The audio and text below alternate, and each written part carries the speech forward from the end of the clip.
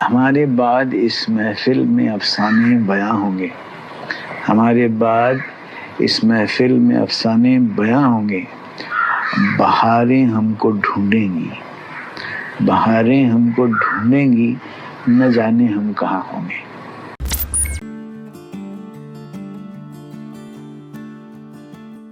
Hello everybody. आज दिलीप कुमार साहब का निधन हो गया है and he passed away this morning and today we are going to have a conversation around his life, celebrating his entire career in Bollywood. He has been an iconic hero for generations. And even today, when we think about Bollywood, we think about Mughal Azam. We have with us Mayank Shekhar. Hello, sir. Thank you Hi, Ovi. for How are being you? with us. I'm good, sir. How are you? Good.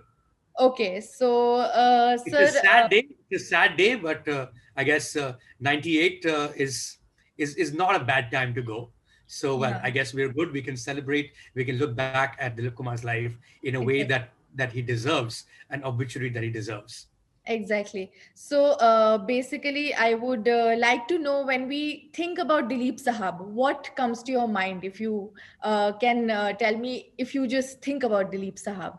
Well I think कुछ ऐसे actors होते हैं जिनके साथ कुछ नाम जुड़ जाते हैं और वो एक उपाधि बन जाती है, वो उनके साथ जुड़ जाते हैं। जैसे कि अगर आप आमिर खान की बात करें तो हमेशा लोग कहते हैं मिस्टर परफेक्शनिस्ट, या अमिताभ बच्चन के बारे में बात करें तो इनकी बैरिटोन की हमेशा बात होती है। आवाज की। लाइकवाइज एक शब्द है थेस्पियन, वो हमेशा से दिलीप कुमार साहब के साथ जुड़ा रहा।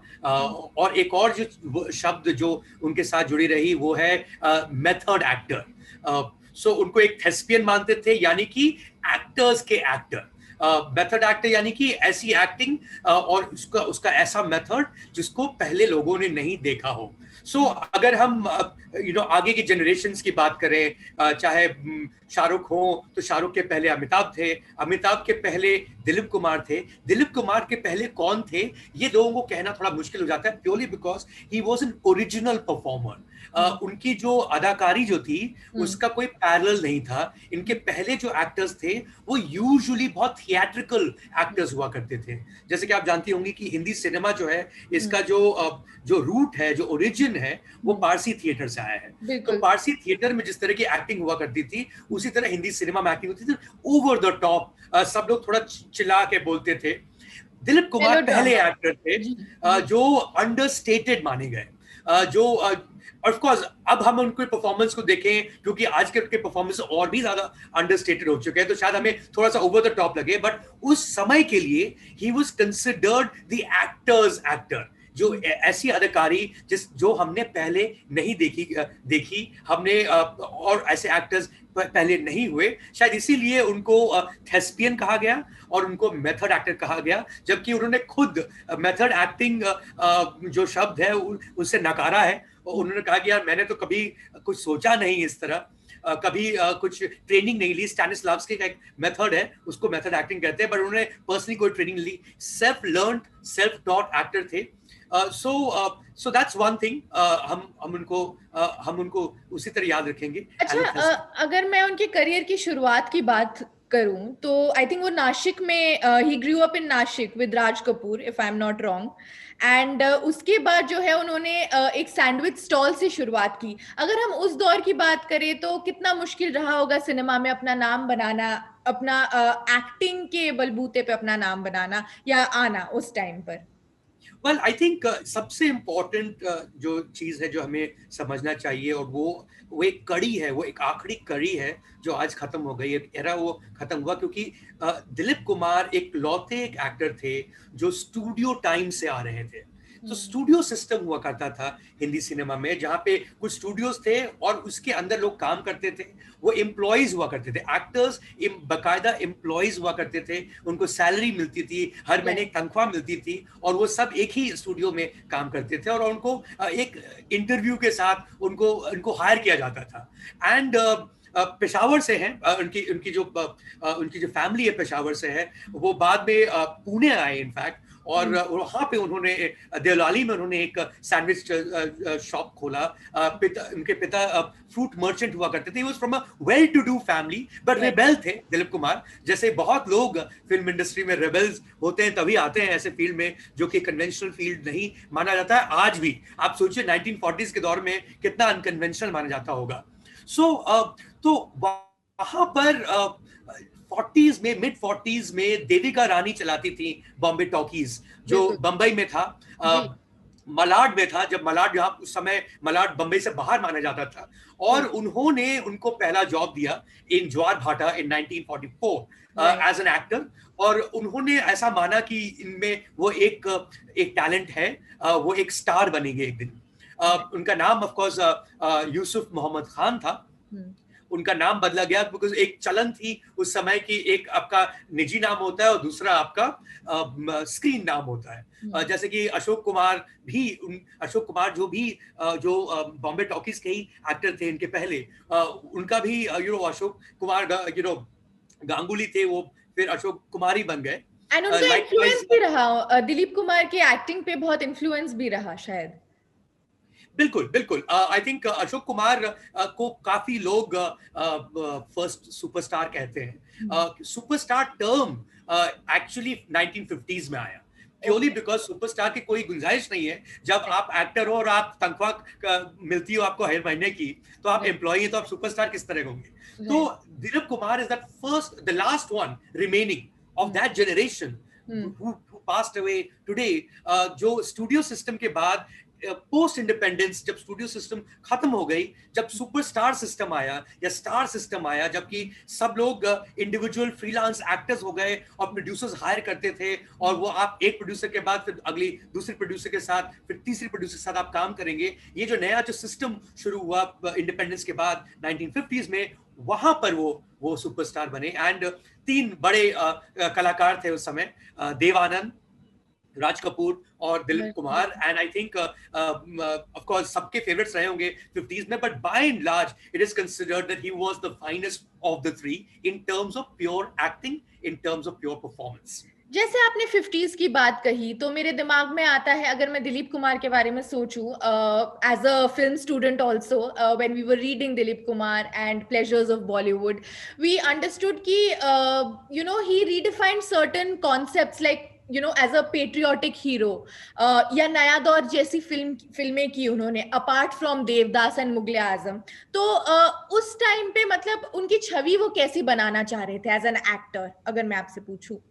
I think by and large जो स्कॉलर्स हैं, जो उस दौर को देखते हैं, उस दौर को ऑफ कोर्स ये सब बातें पोस्ट फैक्ट होती हैं, हिस्ट्री की तरह देखी जाती है, बट बाय एंड लार्ज एक सोच है कि Dilip Kumar was the face of the new India, और एक न्यू नेहरूवियन मॉडर्न इंडिया। उनकी फिल्मों में भी वो झलक दिखती थी, उनकी विचार में भी वो झलक दिखती थी। एक सेक्युलर मॉडर्न इंडिया की जो बातें होती थी उनकी फिल्मों में, वो उनकी जिंदगी में भी होती थी। And I think he became that face of an era in that sense. Right. And not just, and of course, purely because right place, right time also. He is a post-independent superstar. उनकी जो सबसे जो बड़ी एक तरह से देखा जाए बड़ी फिल्म would be जुगनू, जो 1947 में ही आई थी। Yes. And of course, नया दौर बात कर रही है आपको एक नए भारत की, एक नए कॉन्फ्लिक्ट की, मशीन की कॉन्फ्लिक्ट, वर्कर्स के बारे में बात कर रहे हैं, वर्कर्स के बारे में कि यार अगर मशीन आ जाएगी तो वर्कर्स क्या करेंगे। ये सारे जो विचार थे ये बहुत इंपॉर्टेंट थे एक मॉडर्न इंडिया के लिए, कि किस रूट पे जाएं। क्या हम अगर हम मॉडर्न हो रहे हैं तो क्या हम अपने रूट्स को भूल जाएं, हम अपने वर्कर्स को भूल जाएं, जो लोग हाथ से काम करते हैं, क्या हम उनको रिप्लेस करेंगे अगर मशीन आएगी तो लोग क्या करेंगे। तो ये जो कॉन्फ्लिक्ट जो पॉलिटिक्स में थी, जो पॉलिसी में थी, वो सारे कॉन्फ्लिक्ट्स दिलीप कुमार के फिल्मों में भी दिखती थी। बट ये एक स्कॉलरली ज्ञान है, बट आई थिंक जहां तक पब्लिक का जो कनेक्शन रहा है दिलीप कुमार के साथ, वो एक बहुत ही विसरल, ये इंटेलेक्चुअल लव नहीं है, ये एक बहुत दिल वाला प्यार है। एंड प्योरली बिकॉज उन्होंने एक तरह एक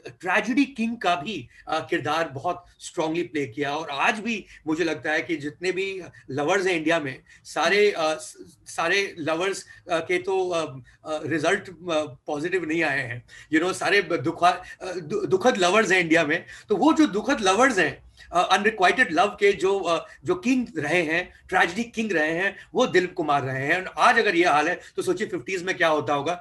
nobody found their love. So who was the face of that unrequited love? It was Dilip Kumar. And you see a film like Devdas, वो आज भी देवदास, जो दिलीप कुमार वाली जो है, जो बिमल रॉय वाली जो देवदास है, 50s वाली देवदास है, उसको एक मास्टरपीस माना जाता है, प्योरली बिकॉज उसमें जो पैथोस है, उसमें जो ट्रेजेडी है, जो रुला देने वाली जो बातें हैं, वो उसको रिपीट करना, बिकॉज समय भी बदला है, जनरेशंस बदले हैं, बट उस रियलिटी को रिपीट करना थोड़ा मुश्किल रहेगा। तो he did a whole lot of films where he was the tragedy king, and in fact कहा जाता है कि उस समय काफी डिप्रेशन में भी चले गए थे वो, because he had to constantly play these roles of a depressed hero, and which is why उनकी जो साइकोथेरेपिस्ट थे उस समय, उन्होंने उनको सलाह दी कि आप थोड़े से लाइट हार्टेड फिल्म्स करें। तो उन्होंने थोड़ा डकैत वाली फिल्में की, गंगा जमुना जैसी फिल्में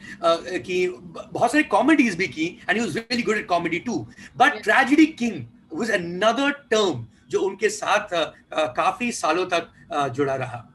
ओके तो इस टर्म के बाद आई थिंक अगर मैं आजकल के जनरेशन की बात करूं, ज्यादातर अगर लोगों से पूछूं कि आपको कौन सी उनकी फिल्म सबसे ज्यादा पसंद है या याद रह जाती है, या हमारे जनरेशन में आई थिंक ज्यादातर लोग मुगले आजम की बात करते हैं, purely because it just became a cult and it was coloured. And it was, I think most of us have also seen the colored Mughal Azam, and we remember Mughal Azam as the magnum opus in colors.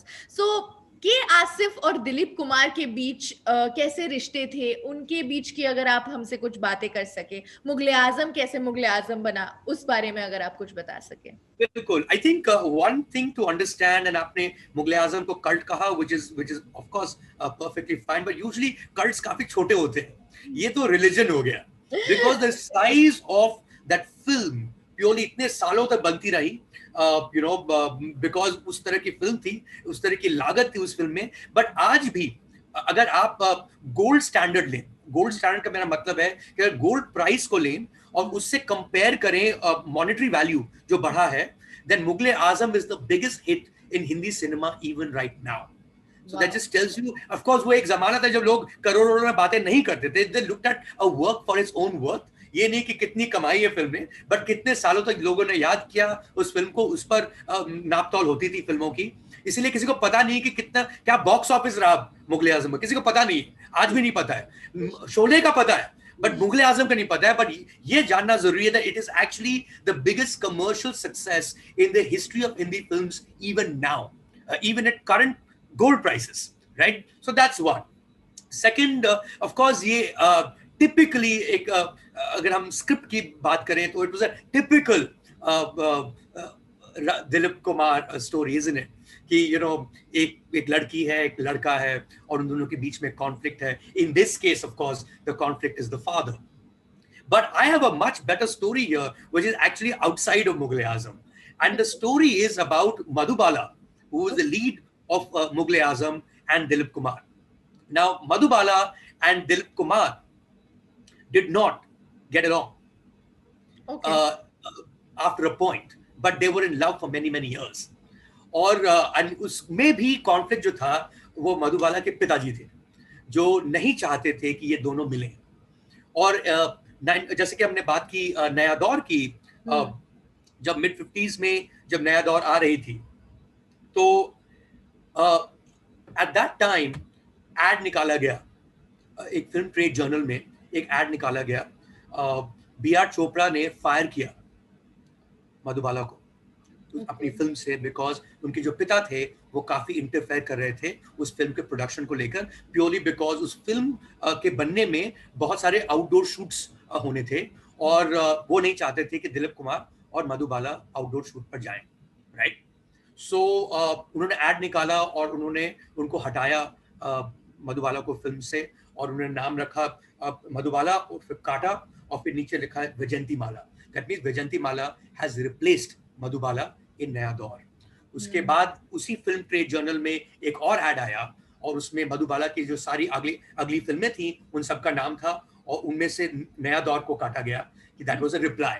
और उन दोनों के बीच में case हुआ, law suit file हुआ बॉम्बे में गिरगांव के court में because of a breach of contract. और उस ब्रीच ऑफ कॉन्ट्रैक्ट बहुत सारी भीड़ जमा हुई थी इन द मिड 50s ये देखने के लिए, बिकॉज दिलीप कुमार आने वाले थे उस केस में as a witness.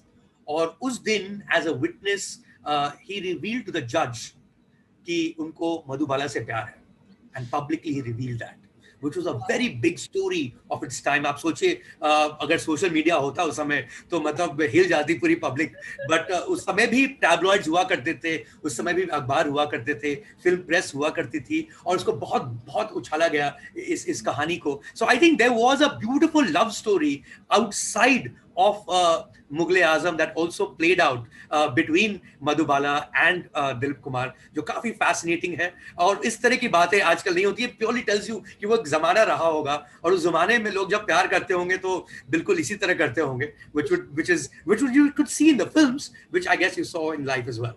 Yes.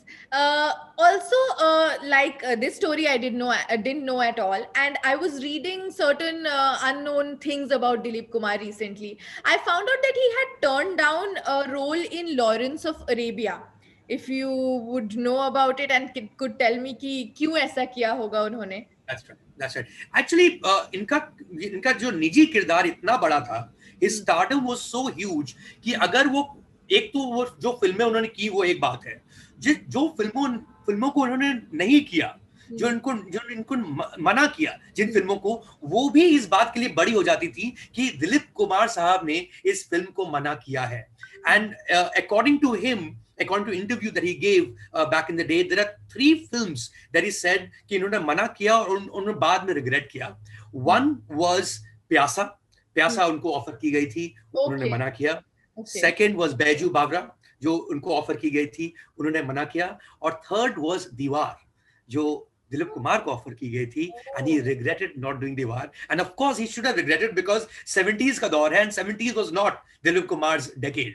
70s was Amitabh Bachchan's decade, and 70s was also Amitabh Bachchan's decade because of a film like Diwar, and of course other films also. That was when he faded for a bit. Of course, Dilip Kumar made a comeback in the 80s, and he did some phenomenal work again. But in the case of Lawrence of Arabia, David Lean ने offer किया था दिलीप कुमार को a role that eventually Omar Sharif, the fantastic actor Omar Sharif, played. And उनका ये मानना था that he was extremely busy doing work in Bombay, और अगर वो इंडिया को छोड़कर जाते, then there would have been another career would have to follow, which he did not see much future in. So because Omar Sharif was a Hollywood actor, and once you get into that zone, you need to spend time there. ये नहीं कि आप अब ये cameo role तो नहीं है कि आप थोड़ा सा करके आप वापस आ जाएंगे, but I think it would have been a loss for Lawrence of Arabia and David Lean कि Dilip Kumar did not play that role, although he himself said in an interview that he loved Omar Sharif in it and he couldn't have bettered that role. In fact, he also said that Guru Dutt was best in Pyasa, and I'm pretty sure he would have said that Amitabh Bachchan was amazing in Diwar also. Right. Apart from that, अगर मैं उनके generation के actors की बात करूं, राज कपूर के जैसे आपने बताया, तो रिलेशंस कैसे थे? How were they off screen rather than when we see them like on papers or social media, when we read about their relations? So how were they off screen, their relations? Well, I think there is always some gossip generated around film stars and their lives, but I think one needs to bear in mind that the least that you will find is on Dilip Kumar for a variety of reasons. One was he was so huge as a superstar that he had absolutely no insecurity. So when you look at someone like Raj Kapoor, and compare him with Devanand, वो उन दोनों ने एक साथ कभी काम नहीं किया. 3 सबसे टॉप हीरोज हैं, पर वो उन दोनों ने एक साथ कभी काम नहीं किया. बट दिलीप कुमार ने राज कपूर के साथ काम किया. You know what I mean? In Andaz, which was Mehboob Khan film, Dilip Kumar ने इंसानियत में देवानंद के साथ भी काम किया. You know, which also tells you कि अगर आप 2 हीरो में भी आप अगर हैं तो the superstar is so huge कि वो insecure नहीं feel करेंगे. And of course, much later, अगर 90s की हम बात करें, अगर जो 90s के जो लोग हैं, अगर वो जानते हैं दिलीप कुमार को, likelihood कि उन्होंने सबसे पहली दिलीप कुमार की फिल्म जो देखी होगी would have been Saudagar, which was a Subhash Ghai film, you know, which was all about कि इन दोनों के बीच में टकराव. बट भले ही इन दोनों के बीच में टकराव हुआ, बहुत सारे फिल्म गॉसिप भी हुई कि ये they can't see eye to eye, but the fact is if they can't see eye to eye, they will not work on a movie together, right? So you can generate all that fire on the side and it helps sell a film.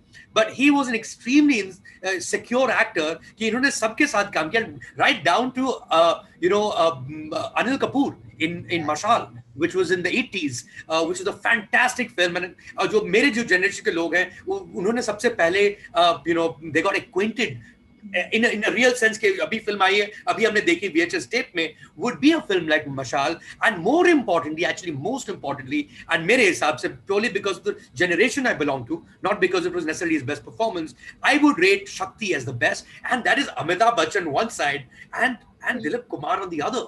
And अगर ये दोनों एक दूसरे के पर भिड़ रहे हैं, then you would imagine कि बहुत fireworks होंगे. Fireworks नहीं है, they're all playing it like a character would.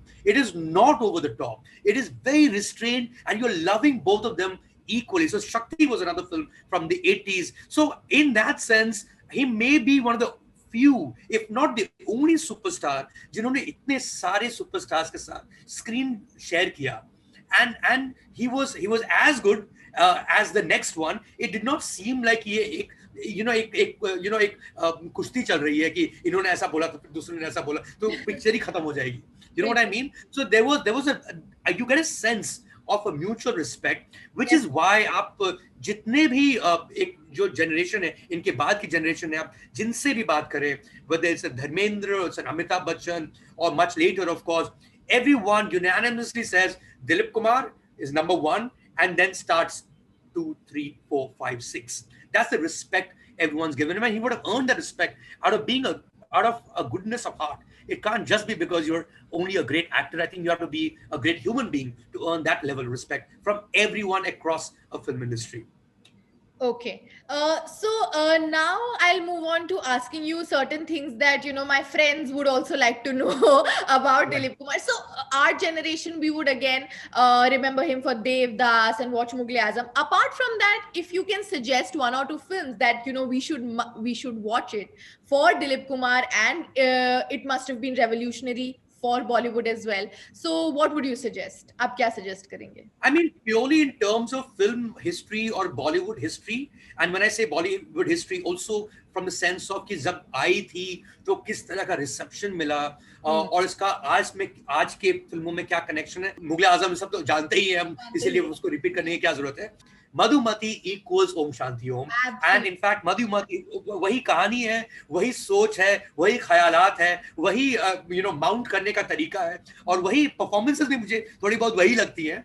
And वो जो फिल्म थी उसको सबसे ज्यादा फिल्म फेयर अवार्ड्स मिले in the history of Filmfare even now. So these are 2 films that stand out, जो शायद लोग ज्यादा बात नहीं करते हैं, प्योरली बिकॉज इनकी फिल्मोग्राफी इतनी ह्यूज है that it's impossible to bring it down to 1 or 2 movies. But the beauty of Dilip Kumar is कि आप कोई भी decade ले लें, and there is a great Dilip Kumar film in it, barring perhaps 70s, but 80s, 90s, 60s of course, 50s entirely, and 40s में इनकी शुरुआत हुई. जी.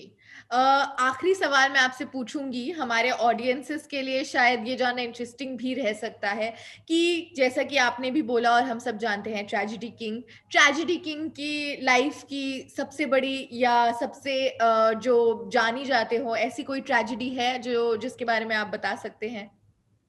I think and this can possibly happen to anyone who lives long enough, was for the past few years, less than a decade almost, he was suffering from Alzheimer's. And जब आपको Alzheimer's होता है, that means you're not always in a position to recognize people around you. आपकी याददाश्त चली जाती है.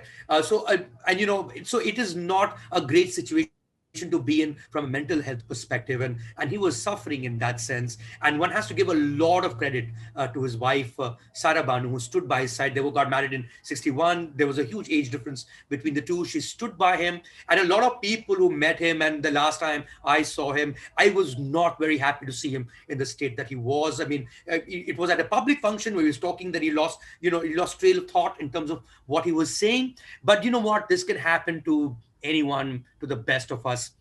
So the last few years, he was not in the most in his fittest self, mentally speaking, and of course health wise, physically also. Bar he would get hospitalized. बहुत सारे rumors, हर 10 साल से मैं rumors सुन रहा हूँ कि आज चले गए, which was also pathetic. I think that was another tragedy about his life. That he's around, and then people would cook up these rumors, and वो ट्विटर पे भी पिछले 2 हफ्ते पहले भी होने लगा, to a point where जब मैंने सुना सुबह तो मैंने 4 लोगों से पहले confirm किया, even though it was still trending on Twitter, because the number of times as a journalist have been through this situation कि अब यार अच्छा वो चल बसे, और उसके बाद हमने obituary भी मंगवा ली है, और he's alive, and then you feel so terrible that someone had to go through this, which was, I think that was the tragedy of his life.